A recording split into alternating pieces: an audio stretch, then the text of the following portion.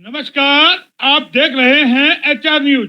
आज हम बैठे हैं दिल्ली एमसीडी चुनाव का जो परिणाम आ रहा है उसको लेकर के, और उसी पे हम चर्चा करेंगे कि जो दिल्ली एमसीडी चुनाव का जो परिणाम आ रहा है वो कहीं ना कहीं चौंकाने वाला है। बीजेपी को बड़ा झटका है और कांग्रेस का तो कहें कि पूरी तरीके से सुपड़ा ही साफ हो गया है। तो ये कहीं ना कहीं जो बदलाव की बयार है उस पर हम चर्चा करेंगे। हमारे साथ आम आदमी पार्टी से जो है किसान सेल के जिला अध्यक्ष है वो हैं कुलदीप जी, और वार्ड नंबर 2 से पूर्व पार्षद है विनय यादव जी, और साथ में है पंचनद के जिला अध्यक्ष केशव चौधरी जी। इनसे हम सीधी चर्चा करेंगे आखिर जो परिणाम आ रहे हैं किस तरीके से देखते हैं। सबसे पहले तो कुलदीप जी आप ही के पास आता हूं। आपके चेहरे की हंसी बता रही है कहीं ना कहीं दिल्ली में एमसीडी में जो चुनाव परिणाम में आम आदमी जो बाजी मार रही है उसको लेकर के आपके चेहरे पे खुशी झलक रही है। मैं इस संबंध में बताना चाहूंगा कि जो आम आदमी पार्टी की दिल्ली विधानसभा में पिछले 8 साल से सरकार चल रही है और जो सरकार द्वारा लगातार अच्छे काम, जन सहयोगी काम, जन उपयोगी काम किए जा रहे हैं, उन्हीं के मद्देनजर रखते हुए जो 15 साल से बीजेपी का एमसीडी दिल्ली में शासन था उसको उखाड़ फेंकने के बाद अपना एमसीडी में परचम लहराने के लिए केजरीवाल जी जो हमारे संयोजक है उन्होंने, मनीष सिसोदिया जी ने और जो पार्टी के अहम लीडर है उन्होंने दिल्ली में की सरकार चलाने के साथ साथ एमसीडी में भी आगे आने वाले टाइम में काम करने के लिए जो अपना खाका, जो अपने विचार पब्लिक के सामने रखे, उनके आधार पे इस बार दिल्ली की पब्लिक ने, प्रबुद्ध पब्लिक ने जो अपना फैसला दिया है उसका हम स्वागत करते हैं। और आगे लेकिन जो आप 230 की बात कर रहे थे वो तो आंकड़ा नहीं छू पा रहे। अभी तो आप जो अटक रहे हो नेट टू नेट फाइट है भाई। आप 122 पे 132 पे हैं और जो है बीजेपी 105 के ऊपर है। जो परिणाम सामने आ रहे हैं जो हम और मीडिया से देख रहे हैं वो 230 वाला हमारे भारद्वाज जी ने उसको कर दिया है कि वो भी जैसे वो मोदी जी का 15 लाख का जुमला था ना, तो वो 230 वाला बात तो जुमला के रूप में ही थी। हाँ, लेकिन इस बार एमसीडी में हमारी सरकार का वो चेयर पर्सन बनने के लिए और शासन करने के लिए, आगे सेवा देने के लिए दिल्ली की जनता को, आप भी उसी पैटर्न में चल रहे हो। झूठ बोलो की राजनीति, मतलब हवाबाजी बनाओ। आप खुद कह रहे जुमला था हमारा भाई, 230 आपने जुमला फेंका। झूठ बोलो की राजनीति नहीं, वो एक कहने की। इसके मतलब बीजेपी, मतलब कांग्रेस सही कहती है अब जो बीजेपी की बी टीम हो। नहीं नहीं नहीं, कोई भी टीम नहीं है। हम बीजेपी और कांग्रेस से बिल्कुल अलग विचारधारा के व्यक्ति हैं और विचारधारा हमारी जो पार्टी की है वो कांग्रेस और बीजेपी से बिल्कुल मेल नहीं खाती। अरे भाई आप खुद बता रहे हो मैं बीजेपी का किसान सेल का जिला अध्यक्ष हूँ, तो आपको आम आदमी पार्टी से आप जो किसान सेल के जिला अध्यक्ष हैं, तो आप ये बताइए ना कि किस तरीके से आप 230 की बात कर रहे थे, अभी तो आप 132 पे आप अटक रहे हो। मोहन जी, मैंने जुमला बीजेपी की मोदी जी का जो जुमला था उसको जुमला कहा है। हमारे तो उसने एक चलती हुई उसमें बात कह दी कि भाई 230 तक पहुंच सकते हैं। अब कोई बात नहीं, 230 तक नहीं पहुंच रहे, लेकिन हमारा बहुमत आ रहा है और हम बीजेपी भी पूरी टक्कर दे रही है अभी। 100 से हाँ बिल्कुल, 100 से नीचे नहीं गई है। हाँ नहीं गई है, लेकिन 126 का आंकड़ा हम पार कर चुके हैं। 129-30 तो आ गई है, और भी जो अभी बढ़त होगी उसके हिसाब से हमारा चेयरपर्सन दिल्ली एमसीडी में बनेगा और आगे 5 साल के लिए जो भी सेवा हो सकेगी, जो भी पब्लिकली काम कर सकते हैं, उन कामों को हम करने के लिए तत्पर रहेंगे। तो देखिए हमारे साथ ये कुलदीप जी जुड़े हुए हैं जो आम आदमी पार्टी के किसान सेल के जिला अध्यक्ष है रेवाड़ी से। तो जाहिर है वो कह रहे हैं कि अभी उनकी सरकार एमसीडी में बनेगी, उनका मेयर बनेगा। केशव जी भी है, पंचनद के जिला अध्यक्ष है, लेकिन बीजेपी की हमेशा पैरवी करते रहे हैं। आज इनको बैठाना बेहद ज्यादा जरूरी था। और विनय यादव जी है, पहले विनय यादव जी आपके पास आ रहा हूं मैं, केशव जी से तो बाद में बात करेंगे क्योंकि इनको तो गुणगान गाना है। अपना ऑन कीजिए, अपने आप को स्पीकर अपना ऑन कीजिए विनय जी। हाँ जी सर, बताइए। ये क्या हुआ, मोदी का ऑरा घट रहा है क्या, या गुजरात में रह जाओगे, हिमाचल में रह जाओगे? दिल्ली सुपड़ा साफ कर दिया एक तरीके से कहें, भाई कांग्रेस का कर दिया, बीजेपी को भी धराशायी कर दिया। देखिए मोहन जी, जो वोटर है ना आज के समय में बहुत ही समझदार है। जिस तरह की पिछले लंबे समय से दिल्ली में खींचतान चल रही थी आम आदमी पार्टी की और भारतीय जनता पार्टी की एमसीडी पर कब्जा होने के बाद, तो लोगों को कहीं ना कहीं ये लग रहा था कि दिल्ली का जो विकास है वो पूर्ण रूप से नहीं हो पा रहा है। आरोप प्रत्यारोप का दौर कंटिन्यू चलता रहता था। आम आदमी के जो थे कार्यकर्ता थे, वर्कर थे, नेता थे, वो आरोप अपनी कमियों को छुपाने के लिए अपने आरोप को भारतीय जनता पार्टी पर मढ़ देते थे, और भारतीय जनता पार्टी के जो नेता थे, जो वर्कर थे या जो उनके वोटर थे, वो अपने कमियों को छुपाने के लिए जो आरोप प्रत्यारोप था वो आम आदमी पार्टी के ऊपर कर देते थे। तो जनता ने इसलिए स्पष्ट रूप से ये बहुमत दिया है, आगे फिर कहीं दोबारा से इन चीजों का बहाना किसी पार्टी को ना मिले। अगर वो हम इनकी वजह से काम नहीं कर रहे हैं या विपक्ष की वजह से हम काम नहीं कर पा रहे हैं, अगर एमसीडी में भारतीय जनता पार्टी है और दिल्ली प्रदेश में आम आदमी की सरकार है, तो दोनों को उन्होंने दरकिनार करके समझदारी का परिचय देते हुए आम आदमी को ही दोनों सीटों पर कब्जा दे दिया है। अब किसी भी तरह का बहाना आम आदमी पार्टी के पास फ्यूचर में ना रहे, अगर हम भारतीय जनता पार्टी की वजह से काम नहीं कर पाए।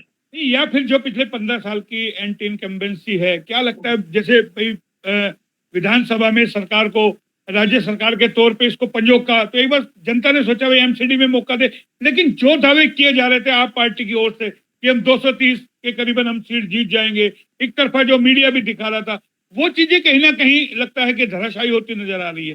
वो एक तरफा माहौल नहीं बन पाया।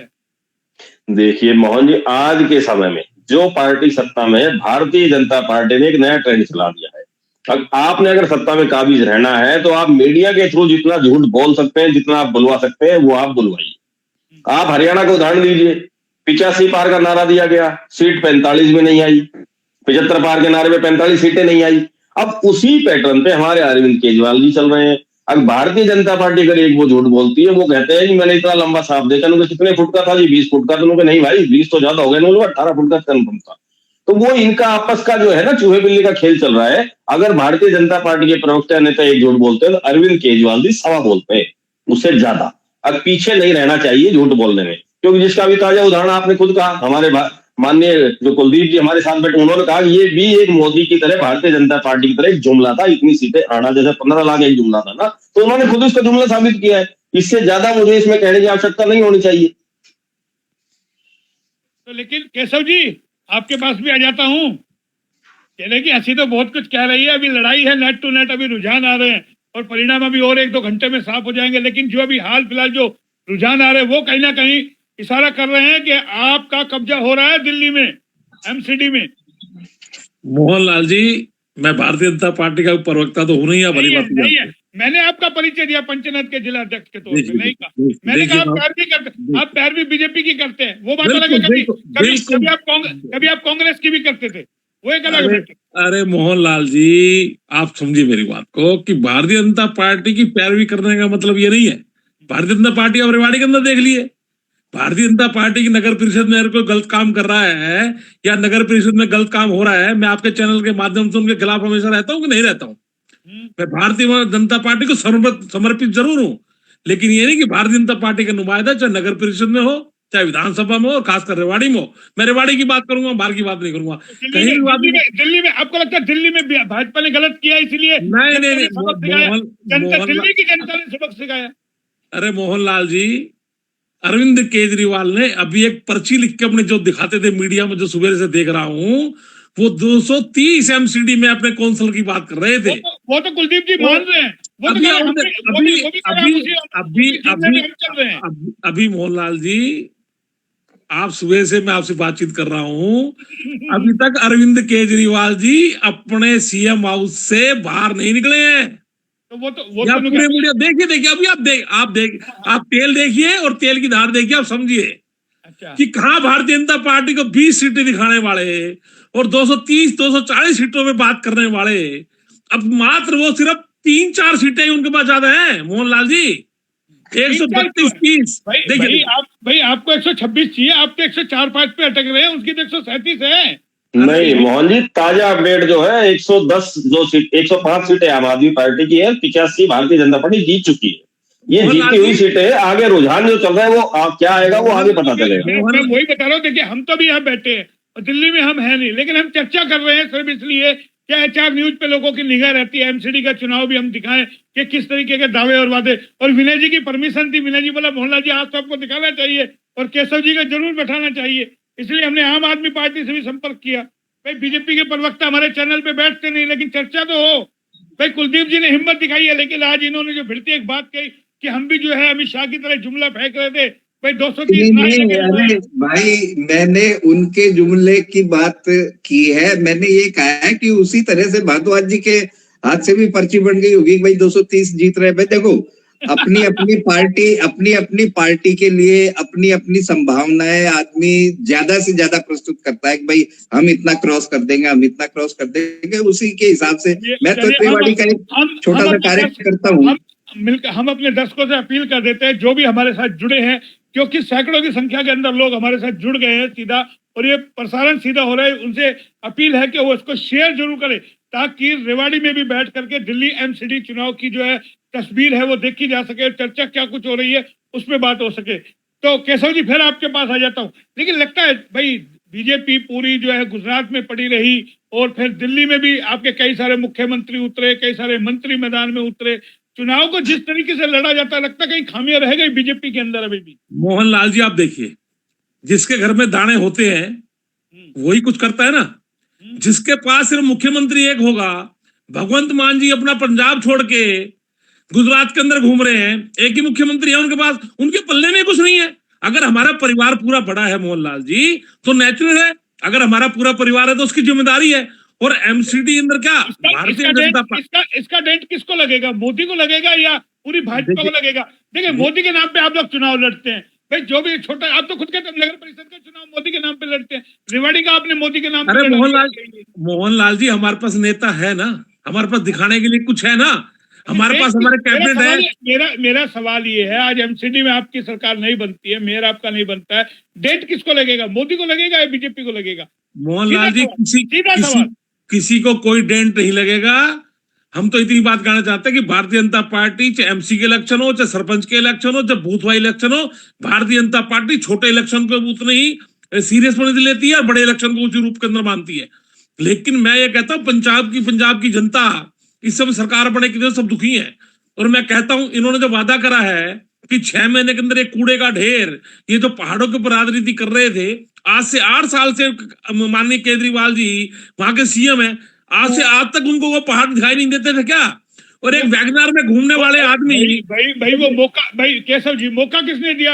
आप 15 साल में वो ढेर नहीं हटा पाए, पहाड़ नहीं हटा पाए। मोहनलाल जी, गलत क्या है इसमें? आप कुछ काम नहीं करेंगे तो उनको दूसरा वादा नहीं करेगा। आपने भी तो ऐसे, भाई बीजेपी ने भी तो ऐसे 2 करोड़ रोजगार देने की बात की थी, 15 लाख आपके खाते में आएंगे, वही उन्होंने कर दिया। फिर गलत क्या है? जैसे को तैसा कोई तो आएगा मैदान में, आपकी झूठ को। मैं मोहनलाल जी बिल्कुल आपकी बात को इसके अंदर कोई दोहराई नहीं समझता हूँ कि जनता आजकल की सब देख रही है, और जो काम करेगा मात्र उसी को वोट मिलेंगे।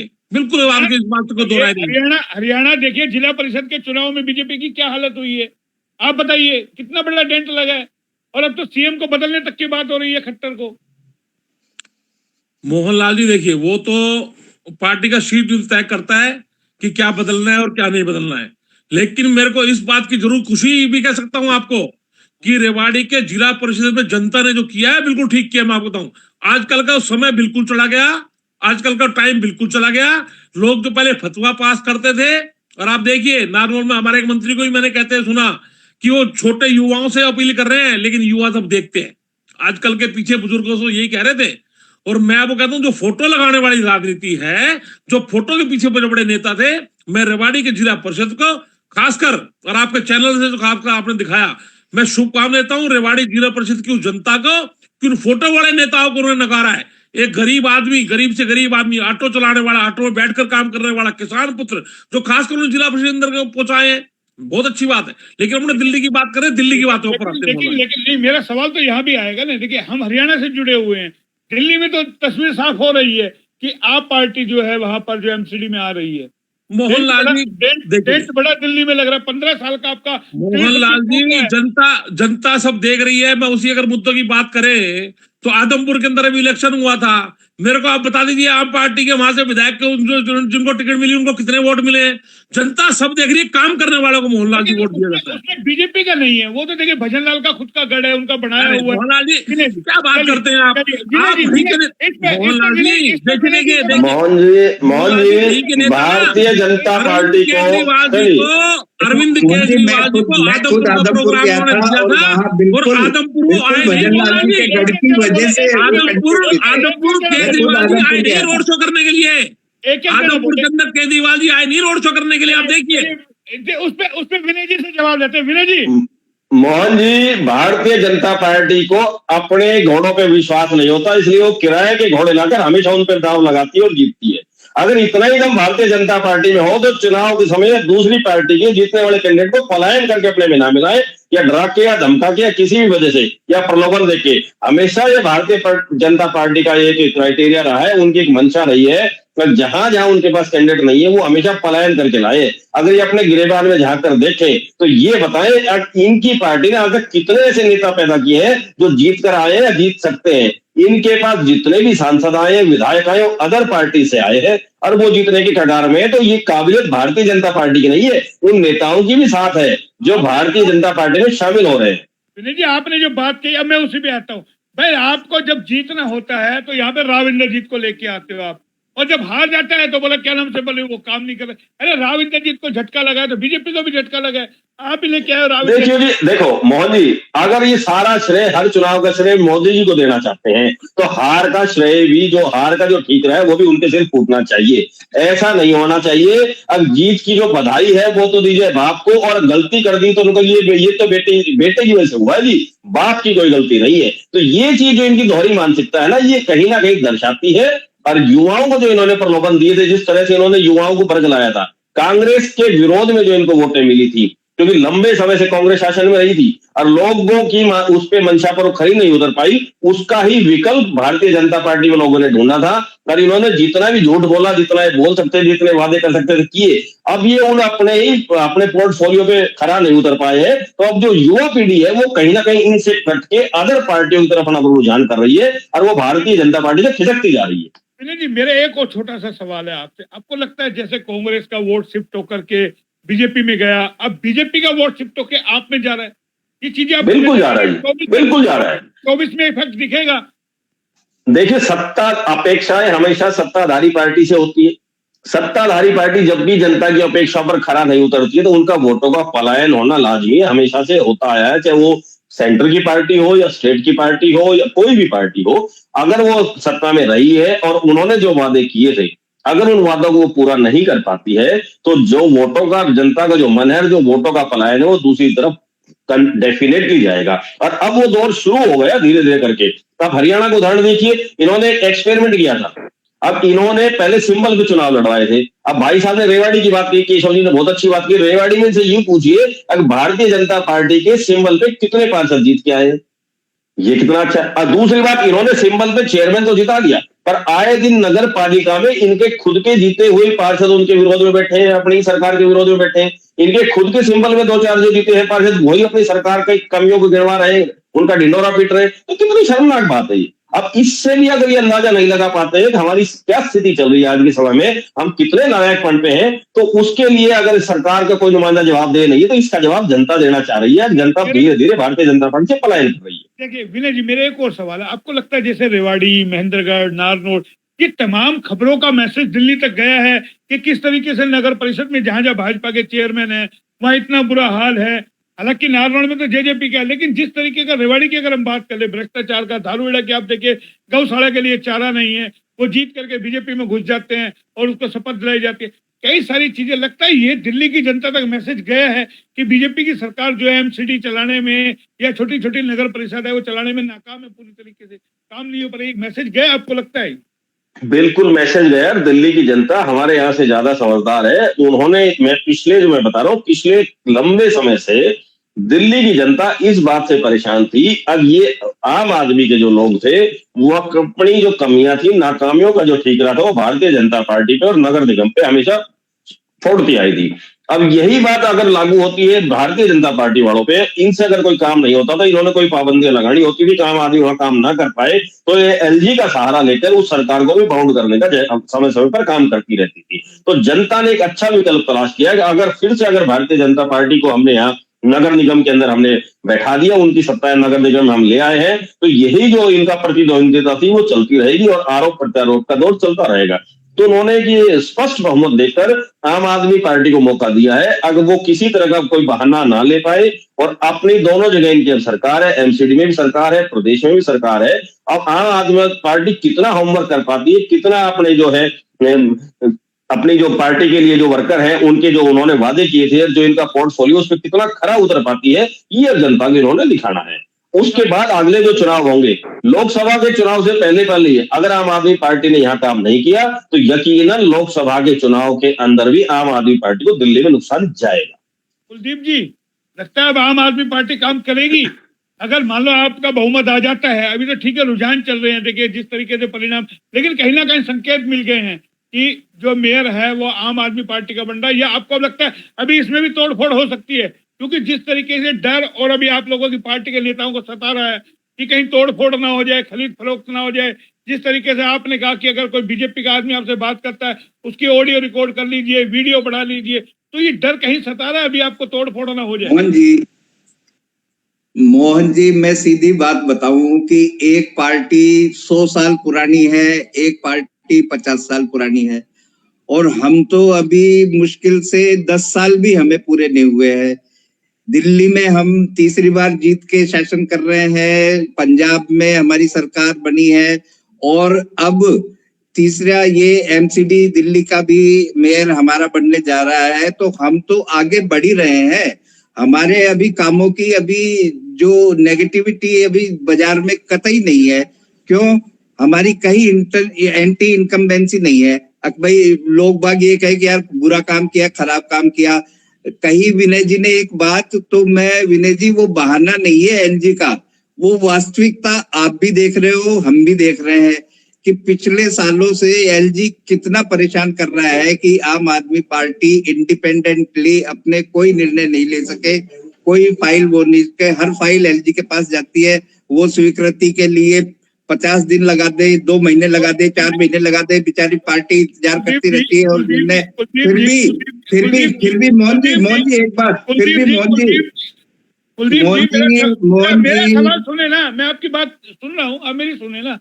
फिर तो वही हाल हो गया। फिर अब आप कहेंगे ट्रिपल इंजन की सरकार बनाइए, सेंटर में हमको लेके आइए, हमें काम नहीं करने ना भाई केजरीवाल जी ने लोकपाल बिल की बात की थी। आज कहाँ लोकपाल बिल की बात करते हैं वो लोग? लोकपाल बिल की आप भी तो उसी धरने पे चल रहे हैं ना। अरे मोहन जी, लोकपाल बिल की बात सभी ने की थी। बीजेपी भी कह रही थी दिल्ली में हमारा, सेंट्रल में हमारा शासन आ जाएगा तो तुरंत लोकपाल। कौन लोकपाल बिल? कोई परवाह नहीं कर रहा। लोकपाल बिल एक वो आंदोलन हुआ था अन्ना हजारे का, उसमें एक वो मेन मुद्दा लेके पकड़ के चले थे, और आज लोकपाल ना तो कोई बीजेपी पूछ रही, ना कांग्रेस पूछ रही, ना कोई आम आदमी पार्टी का। लोकपाल से अब कोई नाता नहीं रहा। हाँ, अपनी जो अभी वर्तमान में हम जिस शासन पे बैठे हैं उसका बढ़िया से बढ़िया शासन देना, बढ़िया से बढ़िया जन सहयोग में पब्लिक के लिए काम करना, और उनके अच्छे रिजल्ट के साथ अपना धीरे धीरे आगे बढ़ना, ये आम आदमी पार्टी की थीम है, और उसी पे हम धीरे धीरे चल रहे हैं। 2 राज्यों के अलावा आज तीसरा गुजरात में चुनाव लड़ा है, तो हो सकता है इतनी सीटें और इतना वोट आ जाए कि आम आदमी पार्टी उस गुजरात के कल के रिजल्ट के बाद राष्ट्रीय पार्टी का दर्जा ले जाए। तो हमारा तो अभी प्रयास धीरे धीरे आगे बढ़ने का जो बढ़ रहे हैं। हम कोई ऐसी बड़ी दावे तो केजरीवाल ने गुजरात में भी किए, हम सरकार बना रहे हैं, लेकिन वो बीच में छोड़ के आ गए। उन्होंने देखा कि दिल्ली एमसीडी ना चला जाए हाथ से, तो इसको तो संभालो। तो वो तो जरूरी था साहब। जहाँ दिल्ली में वही बात थी ना कि दिल्ली में बीजेपी एमसीडी में थी, आम आदमी पार्टी सरकार में थी, काम हो ही नहीं रहे थे। गुजरात में कहीं संसद नजर आ रहा है आम आदमी पार्टी को? गुजरात में संसद नजर आ रहा है आम आदमी पार्टी को कि हम नहीं आएंगे? नहीं, संशय की, और वो तो देखो कल का रिजल्ट बताएगा। या डर के मैदान छोड़ दिए। मैं एक छोटा सा कार्यकर्ता रेवाड़ी का हूँ। अब गुजरात में क्या है वो कल का रिजल्ट अपने आप बता देगा। मैं तो ये कह रहा हूँ, हाँ भाई आपका तो एक एक कार्यकर्ता आजकल दिन रात लगा हुआ है। भाई मोहन जी मेरा तो इतना सा जरूर सुझाव है कि कल अगर गुजरात में इतने वोट आ गए तो हम राष्ट्रीय पार्टी का दर्जा पा जाएंगे। अभी जो क्षेत्रीय पार्टी के उससे बाहर निकल जाए। हम तो बात दिल्ली एमसीडी की कर रहे हैं। केशव जी की हंसी आज केशव जी की हंसी। लेकिन देखिए केशव जी, आपका एक बयान मुझे बहुत अच्छा लगता है कि आप काम नहीं करोगे तो जनता जवाब देगी। ये बात मान लीजिए कि 15 साल में इन्होंने काम नहीं किया, पहाड़ों के ढेर लगाए, उसका जवाब जनता ने दिया है। दिल्ली की जनता ने हताश परेशान थी, दिल्ली की जनता। मानते हो आप इस बात को? मोहनलाल जी, आप देखिए, आप पार्टी का एक मंत्री, वो जनता ना सब समझदार है, चाहे वो रेवाड़ी परिषद में गलत हो। ये सब आप अपने चैनल के माध्यम से कल परसों में देख रहा था, जो नगर परिषद के अंदर, रेवाड़ी के अंदर जो भिड़ंत जो हो रही थी, मैं दावे से कहता हूं मोहनलाल जी, जिसके लिए जो हमारे दोनों पार्षद, मेरे दोनों छोटे भाई हैं, आपस में एक दूसरे के लिए लड़ रहे थे, उनको शायद यही अंदाजा नहीं है कि दोनों नेता अंदर से एक हैं। वो तो चाहते हैं भाई, वहां लड़ने का कोई कारण ही नहीं था। चलो इस मुद्दे से अपने दिल्ली की ओर आते हैं, लेकिन एक आदमी को अपने पर्सनल रिलेशन से, रेवाड़ी नगर परिषद छोटी सी जगह है, एक दूसरे पे अपवाद नहीं होना चाहिए था। उसमें क्यों नहीं, बात आपने छेड़ दी। जो वहां गुत्थम गत्ती हो रही है, मरने मारने की नौबत आई, देख लेंगे एक दूसरे को। भाई आप ही के दो दिग्गज है, राव इंद्रजीत सिंह, कैप्टन सिंह यादव, विनय जी ने भी वो वीडियो देखा है। भाई अरे मोहन, मैसेज क्या देना चाहता है? हम आपस में लड़ बड़े काम नहीं करना। अरे मोहनलाल जी, आने वाले दिनों में आप आम आदमी पार्टी को भी हरियाणा में रास्ता दिखा रहे हो, वो इन चीजों को भुनाएगी। मोहनलाल जी, रेवाड़ी की नगर, वो आपका मनोनीत पार्षद है। रेवाड़ी की नगर परिषद के लोगों को ना जनता थोड़े दिनों में दोबारा चेहरा दिखाने वाली है। मैं आपसे एक बात, मुद्दे की बात कहना चाहूंगा, ये जो हमारे विनय भाई भी पार्षद रह चुके हैं, बहुत अच्छा कार्यकाल उनका रहा है। ये कोई भी पार्षद, मेरे को एक चीज समझ में नहीं आती मोहनलाल जी, ये शहर के मुद्दे पे कोई बोलता है क्या? कोई स्ट्रीट लाइट नहीं जल रही उसके मुद्दे पे कोई बोलता है क्या? जिनका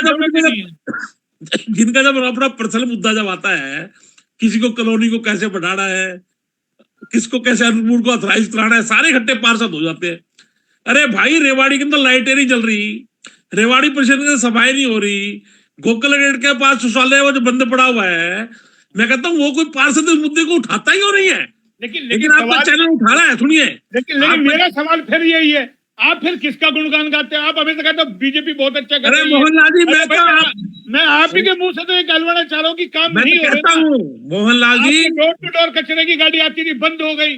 गौशाला में देने को पैसा नहीं है। चुनाव के वक्त आप कहते हो गौ हमारी माता है, बैल हमारा बाप है, और सब कुछ अपने आप है। मोहनलाल जी, जनता सब देख रही है, और मेरे को सुनने में भी आया कि परसों हमारे यहाँ के कैबिनेट मंत्री से आपने भी एक क्वेश्चन किया है, हो सकता है उसका जवाब आपको दिया था कि नहीं दिया, कैमरे पीछे पीछे हट गए होंगे।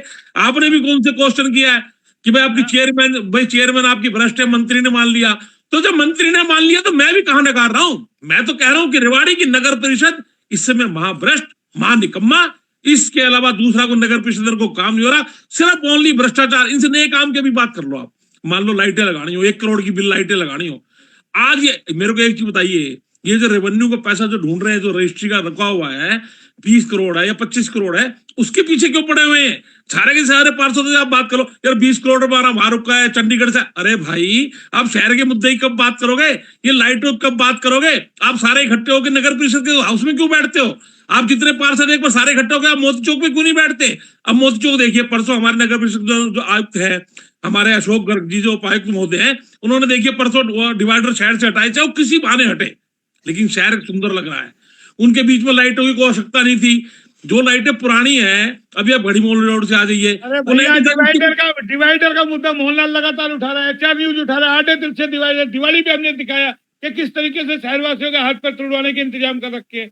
मैं वही तो कह रहा हूँ ना मोहन जी, आप एक बार भारतीय जनता पार्टी का जो नगर निगम का चुनाव था, इनका जो पोर्टफोलियो था, जो घोषणा पत्र था, कि एक बार मैं आप चाहता हूँ एक बार कृपया करके जो जीत के आए हैं हमारे जो चेयरमैन है या यहाँ के हमारे बड़े नेता हैं, कि उसमें कोई भी आप लगा लीजिए, उन सबको एक बार वो दिखाइए तो सही, अगर आपका क्या पोर्टफोलियो था और उस पर आपने कितना काम किया है। अतिक्रमण का मुद्दा तो इन्होंने बना रखा है जानबूझ के, नगर परिषद के अधिकारियों ने और उनके साथ मिलकर भारतीय जनता पार्टी के नेताओं ने, क्योंकि सबसे ज्यादा प्रतिष्ठान और संस्थान जो आज की डेट में बाजार में है, जहां एनक्रोचमेंट हो रहा है, वो भारतीय जनता पार्टी के लोगों के, और उन्हीं ने कब्जे कर रखे हैं। वही उन्हीं के लोग अवैध वसूली कर रहे हैं बाजार के अंदर, रेडी वालों से। उनसे आप देखेंगे तो होल्डिंग का मुद्दा था, कितना बड़ा घोटाला था इसके अंदर, आज तक कोई रिकॉर्ड नहीं लिया गया, कितने पैसे जमा हुए, उसको कब डिफॉल्टर घोषित किया गया, होल्डिंग से कितने पैसे आए, अगर पैसे नहीं थे तो टेंडर खत्म पेमेंट नहीं आई थी ठेकेदार की तो टाइम पे खत्म क्यों नहीं किया, उसको 3-4 महीने तक क्यों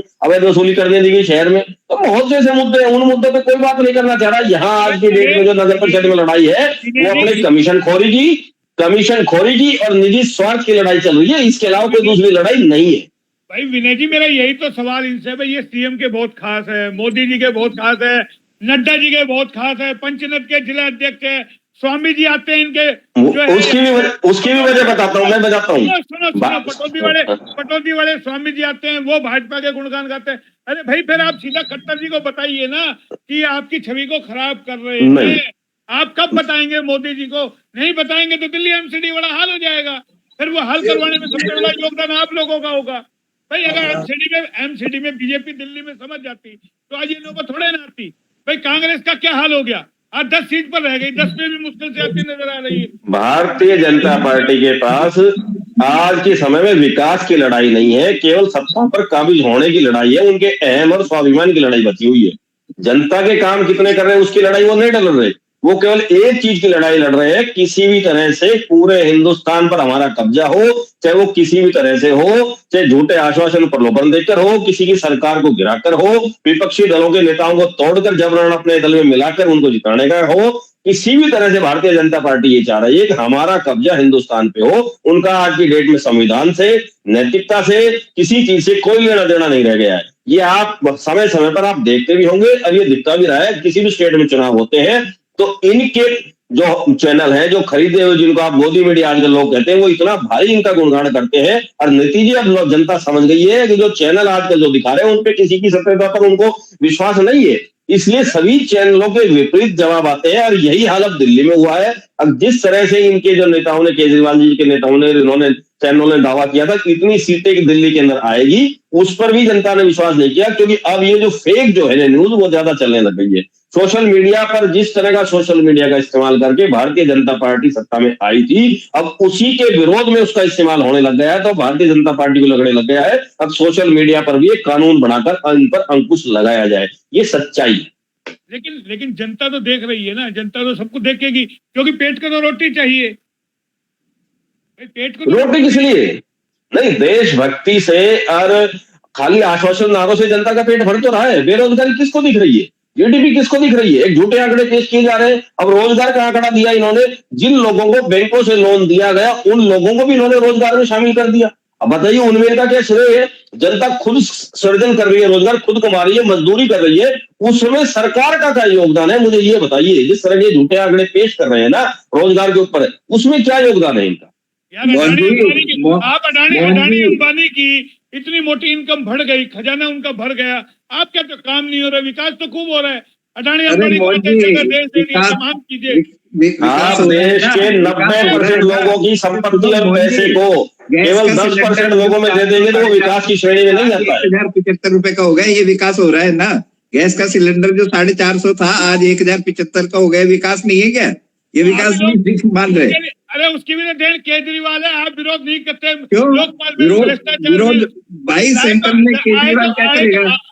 सेंटर में तो कांग्रेस विपक्षी पार्टी है, जो वहां से अगर वो करे तो बात बने ना। केजरीवाल तो विपक्ष में पहुंचे ही नहीं सेंटर में। अरे अन्ना आंदोलन तो आप ही लोगों ने चलाया था, उस टाइम अन्ना आंदोलन में वो सर पे टाट पे रख के स्मृति ईरानी जो सिलेंडर लेके चल रही थी, आज वो दिखी नहीं रही। अन्ना आंदोलन में तो चल रही थी वो। उनकी तबीयत खराब है जी, स्मृति जी की तबीयत जरा नासाज है, खराब है, इसलिए वो नहीं आ पा रही। नहीं, देश की जनता को तो कुछ नहीं मिला ना खुदा मिला ना मिसाले सनम। ओहो, तो केशव जी इस महंगाई का जवाब जनता देगी 24 में। या आप मानते महंगाई है या नहीं है? ईमानदारी से आपकी इनकम कितना गुना बढ़ी है बीजेपी में? अरे मोहनलाल जी, मैं तो आपके चैनल के माध्यम से हमेशा कहता हूँ महंगाई का जोर बिल्कुल महंगाई दो राय पे, लेकिन इसके जवाब जनता देती है ना, देना चाहिए ना जनता को। आप देखिए, देना चाहिए ना जनता को। और कल आप देखिएगा, ये मत फिर आप ये मत कहिएगा मोहनलाल जी मैं भारतीय जनता पार्टी की उड़ाई कर रहा हूँ। मैं आपके चैनल के माध्यम से फिर बताने जा रहा हूँ कि गुजरात में और हिमाचल प्रदेश में, ठीक है भाई, वहां भी जनता ही है ना। मैं फिर आपके चैनल से माध्यम कर रहा हूँ, कल आप इस समय फिर डिबेट में बैठ जाइएगा मोहनलाल जी। मैं आपको बता रहा हूँ दोनों दिल्ली में क्यों इस तरीके का हाल किया? दिल्ली में मुझे बताइए, दिल्ली में अरे मोहनलाल जी, कल परिणाम आएंगे। आप दोबारा मेरे सामने परिणाम आएंगे मोहनलाल जी। दिल्ली में आज जो आपके साथ किया कि आपको यानी कि 3 डिजिट से मोहनलाल जी, आप दोबारा एक बार टीवी पर नजर मार लिए, मेरे लेफ्ट साइड में टीवी चल रहा है, 108 पे बीजेपी पहुंच गई है और 127 पे आपकी 8 है। आप देख लीजिए, अब देख लीजिए। अभी मैं बता, आप ये हमारे को अभी आपको 16 सीट चाहिए, रोक दिया। अरे रुकिए साहब, हमारे को मोहनलाल जी, मैं कह रहा हूं जनता ने जवाब दे दिया। अगर हमारे को विपक्ष में बैठा दे के मंजूर है, जनता समझ सिखाए, जनता जनार्दन है, जनता भगवान है, जनता ही डिसाइड करती है। मैं आपकी बात मानता हूँ मोहनलाल जी, लेकिन आप देखिए मेरे पास आ रहे हैं ना जी, 108 पे बीजेपी है और 133 पे आम आदमी पार्टी है, जो मेरे पास जो अपडेट आ रहा है। मोहनलाल जी, मेरे भी टीवी स्क्रीन उस तरफ नहीं कर रहे थे, आप कैमरा चलिए उस मुद्दे को आप पार्टी की बात पे आए। मोहनलाल जी, जो सिलेंडर की बात आप कर रहे हैं, कितना महंगा हो गया, माननीय हमारे दिल्ली के लोकप्रिय, मैं लोकप्रिय कहूंगा, बड़ा प्यार करते हैं उनसे, कैमरे में उनसे नहीं करते, मुझे पता है। आप केजरीवाल जी की बहुत तारीफ करते हैं। अन्ना हजारे जी के आंदोलन में एक सिंपल सी वैगनार और वही रामलीला का ग्राउंड हमें भी आज याद है, वो कहते थे बिल्कुल हम सत्ता में नहीं आएंगे, सत्ता बिल्कुल, राजनीति बिल्कुल बेकार चीज है। एक वो नीली वैगनार और वो नीली ड्रेस, आप देखिए आज उनका 6 नंबर, आप केजरीवाल जी की कोठी जाकर देख लीजिए मोहनलाल जी, 250 आदमी वहां पे सिक्योरिटी गार्ड है, सत्ता का नाश लेने वाले। अरे भाई, वो तो मोदी जी भी कहते थे फकीर, यार कैसी बातें कर रहे हो, ये काहे का फकीर है? मोदी जी कहते थे कि पैदल आदमी हूँ मैं, तो 8 करोड़ के उसमें चल रहे हैं। मोदी जी ने तो चप्पल वाले को हवाई जहाज में बैठाने के सपने दिखाए थे, चप्पल वाले को हवाई जहाज में सपने बैठाने दिखाए थे, और हाल क्या हुआ, अब उन्होंने भारतीय संपत्तियों को, रेलवे को तक को बेच दिया, हवाई जहाज की बात छोड़ दिया। अन्ना हजारे जी को भूल कहाँ है? हमारे अन्ना हजारे जी कभी नाम लेते हैं लोग? बताइए, आप बताए ना आपने। मोहन जी, मैं बताता हूँ, एक 90 साल के बुजुर्ग को रामलीला मैदान में बैठाकर, हमारे हरियाणा में तो ये कहेंगे बुजुर्ग की मिट्टी खराब करा दी, मतलब ये बुजुर्ग कभी पूछते भी नहीं है।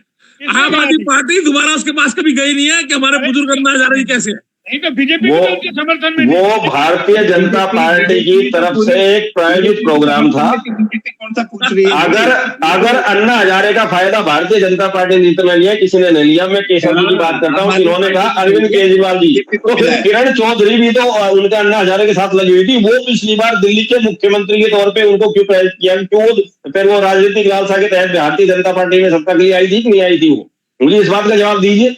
भारतीय जनता पार्टी अन्ना हजारे के इनका गुणगान बहुत ज्यादा करती थी, जो इन्होंने विरोध किया, लोकपाल बिल था, उसका समर्थन करती सब चीजों का। भारतीय जनता पार्टी और अरविंद केजरीवाल जी दोनों ए और बी टीम के रूप में काम कर रहे हैं, ये आप मान के चलिए। चलिए मोहनलाल जी अपनी डिबेट, मोहनलाल जी एक और बड़ी खबर दे देता हूँ जो आ रही है, शायद बीजेपी 100 पर रह गई है और आम आदमी पार्टी 136 पे आ गई है। ये जो ताजा अपडेट मेरे पास आ रहा है मोहनलाल जी, ताजा अपडेट हम तो यही कह रहे हैं मोहन जी। अरे रुकिए भाई, ये बारी एमसीडी का मेयर आम आदमी पार्टी का बनेगा और ये बिल्कुल जीत निश्चित हो गई है। अरे अभी रुझान बाकी है, अभी तो कई सारी जगह का बाकी है, लेकिन मैं कह रहा हूँ मैं आपकी बात मान गया और दिल्ली की जनता का फैसला हमने मंजूर कर लिया, मान लीजिए मंजूर कर लिया। लेकिन क्या मोहनलाल सुनिए, लेकिन क्या ये 6 महीने में जो उन्होंने वादा किया कि 6 महीने के अंदर ये जो पहाड़ है कूड़े के हटवा देंगे, गली गली सफाई करवा देंगे, क्या ये इस बात में आगे आएंगे? इस बात को आगे मानेंगे? मैं कुलदीप जी, मेरे बड़े भाई कुलदीप जी बड़े भाई बैठे हैं, इनसे वादा करा दीजिए। हाँ, 6 महीने में पूरा 1.5 मैं भाई आदरणीय सर, मैं दिल्ली का नहीं, मैं रेवाड़ी का एक छोटा सा कार्य करता हूँ। अब दिल्ली में जो केजरीवाल जी अगर आम आदमी पार्टी ने कोई वादा किया है तो हम निश्चित रूप से उसमें कदम उठाएंगे। 6 महीने या जो भी उनका है, तो उसमें आसपास में हम ऐसा नहीं है कि नहीं करेंगे, उस काम को हम डेफिनेटली हाथ में लेके उसको करेंगे।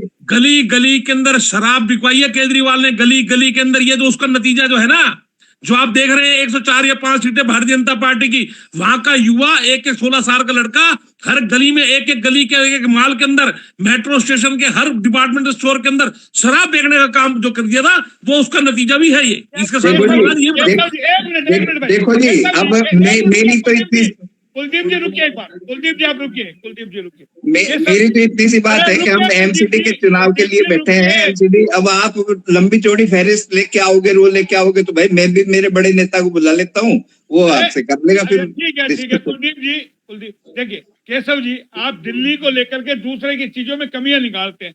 आप अपने रेवाड़ी के बताइए, आपने हर गली मोहल्ले में ठेके खुलवा दिए, हर चौक चौराहे में इनके पास परमिशन है, आलीशान आपने शोरूम खुला दिया। अरे कौन नशे की ग्रत में पब्लिक को नहीं डालना चाह रही सरकार, रेवेन्यू कहां से आएगा?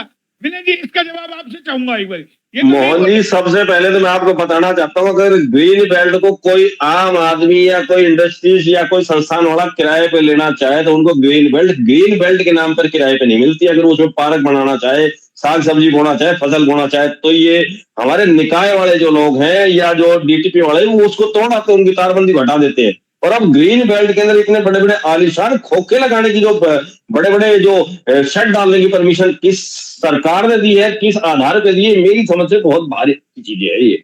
और ये वैसे तो विरोध करते हैं, कितना अवैध रूप से शहर का एक गली मोहल्ला ऐसा नहीं बचा जिसके अंदर अवैध रूप से शराब नहीं बिक रही हो, पर फिर भी कोई कार्रवाई नहीं, क्योंकि उसकी वजह है सरकार के आका द्वारा ही ये सारा संचालित किया जा रहा है। इसलिए आप लॉकडाउन की बात करिए, हरियाणा के अंदर जेजेपी भाजपा की सरकार थी, कितना भारी अवैध कारोबार हुआ शराब का। अब ये खुद कर रहे, हाँ हुआ है, बीजेपी के नेता कई आरोप प्रत्यारोप कर रहे, ये अनिल विज के स्टेटमेंट को नहीं मान रहे, उसको ठिकाने लगा दिया। अब आप मान के चलिए ना, जब भारतीय जनता पार्टी ने तो खुद संलिप्त इस चीज में, जब तो उन्होंने अनिल विज की बात को मानना बंद कर दिया। तो कहीं ना कहीं भारतीय जनता पार्टी है वो दिखा कुछ हो रही है, पर्दे के पीछे हो कुछ हो रहा है। रामलीला का मंचन हो रहा है पर्दे के आगे, और पर्दे के पीछे चीर हरण करने का काम कर रही है देश का। भाई मैं वही कह रहा हूँ केशव जी, आप अपनी रेवाड़ी में हरियाणा में देखिए ना, जगह जगह शराब के ठेके, दिल्ली कोई चौराहा, कोई शहर का कोई चौक, एक सड़क बताइए जहां आलीशान शराब के ठेके नहीं खुले हो। मोहनलाल जी, मैंने बताइए कौन सा दिल्ली को क्यों बोलते हो आप? मैं मोहनलाल जी बिल्कुल, आप ये कहिए बीजेपी राज में भी शराब बिक रही है। अरे मोहनलाल जी, मैं आपके चैनल के माध्यम से बिल्कुल आप मेरी बात को सुनिए, मैं उसी बात को तो कह रहा हूं। क्या सिर्फ पार्षद जो है रेवाड़ी शहर के 31 पार्षद हैं, आपके चैनल के माध्यम से मैंने आपको बता तो घड़ी बोलनी रोड पे अंबेडकर चौक के साथ में जो ठेका खुला हुआ है, उसका सबसे पहले पत्र लिखने वालों पे मुद्दे को मैं था। लोग क्या चाहते हैं, आपके चैनल के माध्यम से कह रहा हूं कि भगत सिंह पैदा हो मेरे घर में ना हो, मोहनलाल जी घर में पैदा हो जाए। मैं आपके चैनल के माध्यम से यही तो कहना चाहता हूं कि ये लोग जो मतलब जो पार्षद हैं या और जो लोग हैं, ये कब इकट्ठा होंगे, कब शहर में कब उतरेंगे, कब कहेंगे रेवाड़ी के अंदर अवैध कारोबार हो रहा है। अरे भाई मैंने वही तो आपसे सवाल पहले किया था, आपके चेयरमैन पे आप कहते हो मंत्री ने कहा भ्रष्ट है। भाई आपके चुनावी सिंबल पे जो लड़ी हुई है, आप इस्तीफा ला, उनसे क्यों नहीं लेते आप इस्तीफा? मोहनलाल जी देखिए मोहनलाल जी देखिए, उसका अधिकार हमारे यहाँ के जो केंद्रीय मंत्री हैं राव इंद्रजीत सिंह ने उनको टिकट दिलाई थी। उनको टिकट भी उन्होंने दिलवाना था, जितवाया भी देखिए उन्हें था। और मैं आपको बताऊं मोहनलाल जी आपके चैनल में एक सेकंड लूंगा, बता दूं मोहनलाल जी, एक चीज मैं आपको और बता दूं, राव इंद्रजीत सिंह बिल्कुल भ्रष्टाचार के ना आगे पीछे वालों का साथ देते हुए, लेकिन आपके चैनल के माध्यम से मैं स्पष्ट आपको बताना चाहता हूं, राव इंद्रजीत सिंह की सरकार के अंदर हमारे हरियाणा सरकार के एक मंत्री थे कोसली से, उन्होंने आदेश दिए कि गाड़ी उनके हरियाणा भवन के अंदर खड़ी करा ली। लेकिन मैं आपके चैनल के माध्यम से यह भी दोहराए कहना चाहता हूं, ये राव इंद्रजीत सिंह अपने चैनल के माध्यम से दावे से कहता हूं, एक बार इनको कह के देख ले, ये जिनको अपना समझते हैं मोहनलाल जी, ये लोग उनके चेयरमैन भी अपने नहीं है। मौका मिलने पर जिस दिन राव इंद्रजीत सिंह ने कहा कि सब आदमी विक्रम ठेकेदार जैसे नहीं होते मोहनलाल जी, कि जिसके पास समर्पित होते हैं, जिस दिन अगर राव इंद्रजीत सिंह ने कहा ना कि आप गद्दी छोड़ दिए, मैं किसी और का एडजस्ट करना चाहता हूं या हटाना चाहता हूं, सबसे पहले ये लोग कोर्ट जाएंगे मोहनलाल जी। हमने नगर परिषद के 4 हमारे विनय भाई तो पार्षद रह चुके हैं, हमने 4 प्रधान देखे हैं, आज तक इतना भ्रष्टाचार कभी चरम सीमा पे नहीं हुआ, झगड़ा कभी नहीं हुआ।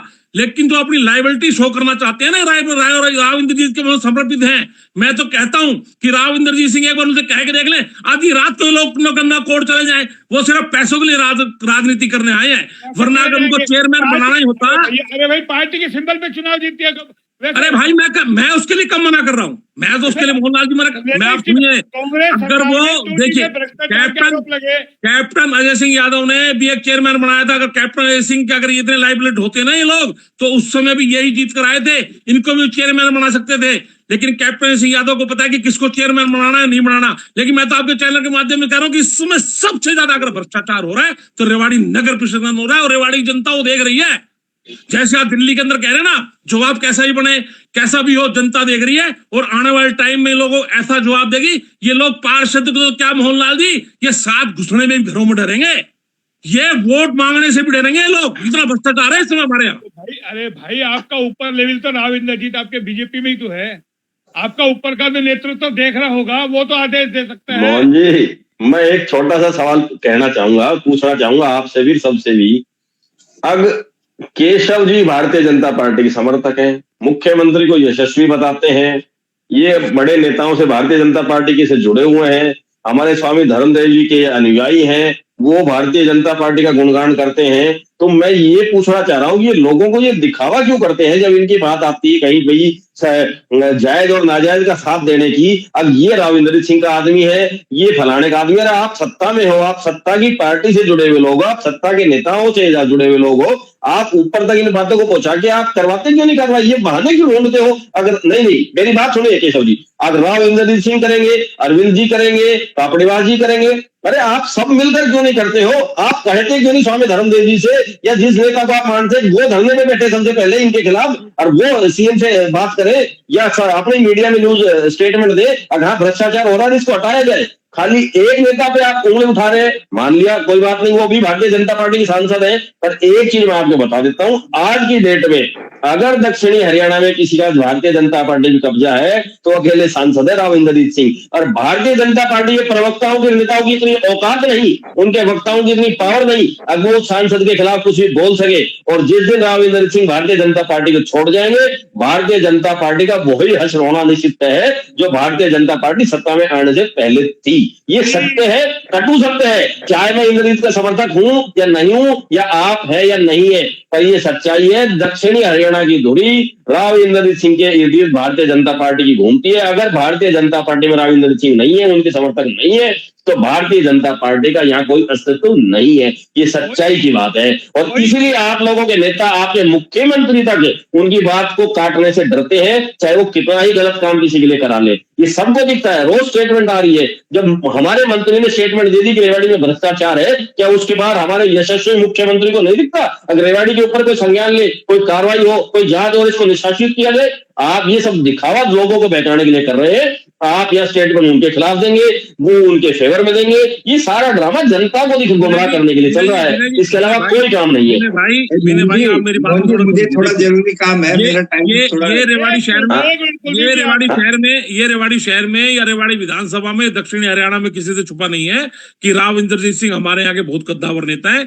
लेकिन ये भी, इस बात में भी कोई दो राय नहीं है, राव इंद्रजीत सिंह भ्रष्टाचार को बिल्कुल भी वो जीरो टॉलरेंस को जानते हैं, उनको पता है। लेकिन राव इंद्रजीत को सब मालूम है कि रेवाड़ी शहर के नगर परिषद में क्या हो रहा है, और जिस दिन वो नकेल कस देंगे उस दिन नकेल कस ही देंगे। वो तो मंत्री गाड़ी नहीं, खाली राव इंद्रजीत पे दारोमदार क्यों है नकल कसने का? और नेता भी तो यहाँ है जो यहाँ से मंत्री बने हुए हैं। यहाँ के मुख्यमंत्री का दायित्व नहीं है क्या? नहीं, यहाँ के मुख्यमंत्री का दायित्व नहीं है क्या? आप ये चीज बताइए। आप भी जानते हैं कि हमारे यहाँ के चेयरमैन साहिबा को टिकट दिलवाने में और जितवाने में अगर किसी का हाथ है तो देखिए राव इंद्र सिंह का। चल, अच्छी बात है, उनका दबदबा था, उनके चलते ही उन्होंने चलाई पूरी। ठीक है, राव के मुकाबले में आज भी बीजेपी कमजोर है। राव के ओरे के आगे हकीकत इसमें को दोहराया नहीं है, राव की चलेगी, और राव के बिना बीजेपी कुछ नहीं है, ये भी कंफर्म है। लेकिन अब सवाल आ रहा है एमसीडी चुनाव में जो हालात जिसको लेकर के हम डिबेट पे बैठे थे। भाई कुलदीप जी, आपसे अंत में आ रहा हूं क्योंकि समापन करेंगे। कितनी खुशी है, क्या माने यहाँ रेवाड़ी में लड्डू बंटवाएंगे नहीं बंटवाएंगे? बिल्कुल साहब, रेवाड़ी में जो फाइनल रिजल्ट आ जाएगा बिल्कुल बंटवाएंगे रेवाड़ी में लड्डू। और आप आमंत्रित हो, आप आओ कार्यालय, बिल्कुल खिलाएंगे आपको लड्डू। और केशव जी को बुलाएंगे नहीं बुलाएंगे? सबको, केशव जी को तो स्पेशली और विनय जी को तो स्पेशली बुलाऊंगा इनसे, क्योंकि मुझे लग रहा है कहीं गुजरात की इंतजार कर रहे होंगे केशव जी, ये कल आएंगे। कोई बात नहीं, गुजरात के टाइम इनसे खा लेंगे फिर। आज तो एमसीडी के उसके हिसाब से हम खिला देंगे हमारी तरफ से।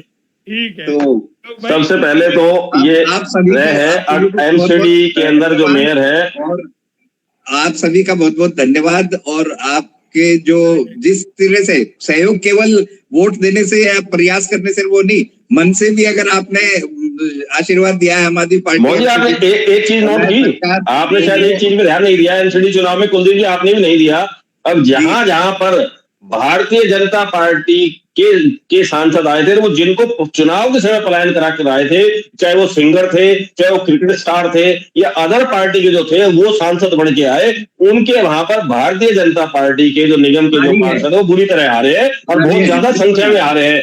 तो अब जो पलायन करने वाला जो खेल है ना भारतीय जनता पार्टी का, दूसरे नेताओं पे दाव खेलेगा, वो लंबे समय तक नहीं चलेगा।